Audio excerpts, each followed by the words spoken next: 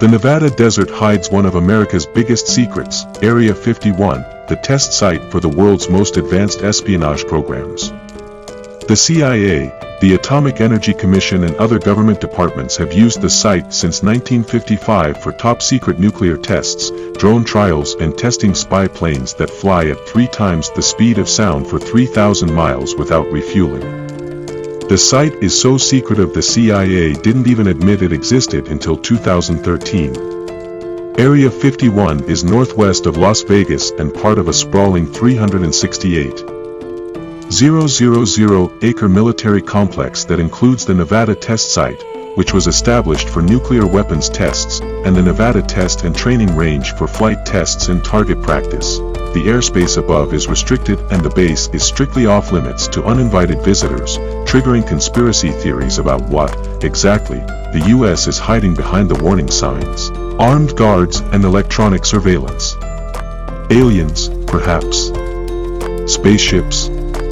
Evidence that we do not walk alone in the universe. The CIA's shadowy history with Area 51, back in 1955, the CIA needed a base to test the prototype for its U-2 spy planes.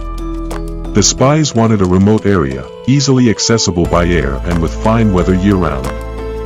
It had to accommodate a large number of people, be equipped with fuel storage facilities and close to an Air Force installation, and be able to contain a runway at least 8,000 feet long.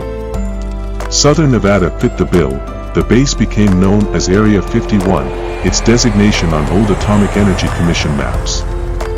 The CIA initially tested its single-seater U-2 spy jet, which could fly at 70,000 feet, monitor electronic emissions and photograph territory deep inside the Soviet Union, China and other Cold War enemy countries.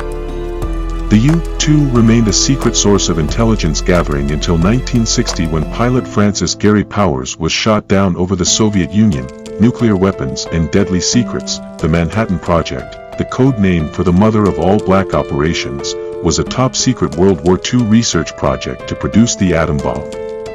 The US, with the help of Canada and Britain, created a nuclear weapon, but they needed space to develop it. New Mexico and later Nevada would prove to be ideal. Nuclear testing at Area 51's Nevada test site officially began in 1951 with the detonation of Shot Able, a 1-kiloton bomb. By 1992, the U.S. government had conducted more than 1,000 nuclear tests, according to the U.S. Atomic Heritage Foundation. About 100 of the tests were atmospheric, with the rest underground. Test facilities for nuclear rockets and ramjet engines were also used up to the early 1970s. The Atomic Energy Commission originally intended Area 51 to be used for quick experiments conducted with small-scale nuclear bombs. The results ideally would then lead to the development of bigger atomic bombs and advanced thermonuclear weapons. In reality, large-scale atmospheric tests became common and lasted for nearly 12 years, the Foundation said. Radiation leaks. Area 51 tests are a risky business. Operation Plumbob was a series of 30 nuclear tests designed to improve weapons and conduct biomedical experiments. Plumbob released radioiodine, I-131, into the atmosphere and about 3,000 servicemen were exposed to high levels of radiation during the Smoky test. It wasn't the only accident. During the space race in the 1950s, the U.S. was considering whether to build a nuclear-powered, space-based missile launch system outside the Earth's atmosphere that could fire missiles into the Soviet Union, according to Annie Jacobsen, author of Area 51, an uncensored history of America's top-secret military base. Although the space weapons program didn't go ahead, that the U.S. tested a rocket to see if it could work, spewing radiation into the air.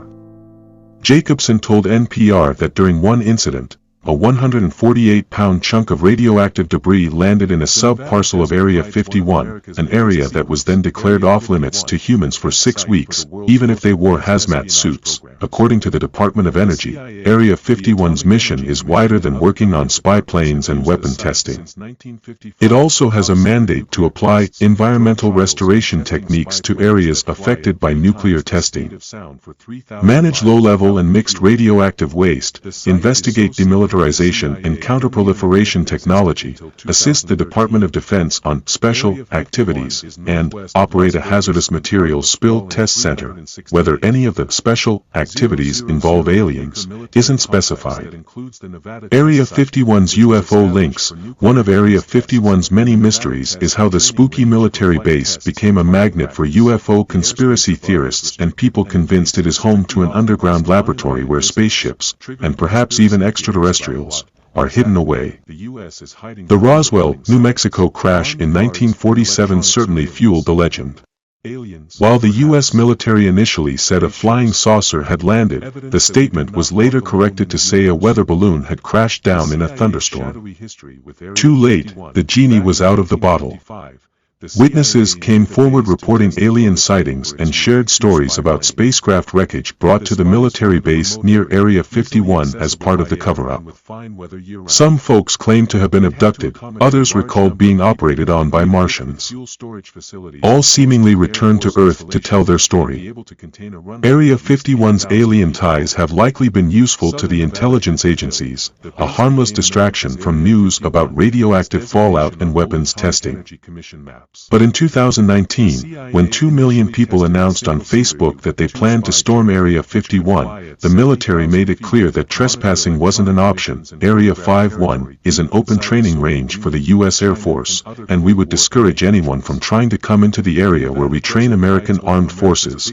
In case that wasn't enough, the USAF added, "The U.S. Air Force always stands ready to protect America and its assets."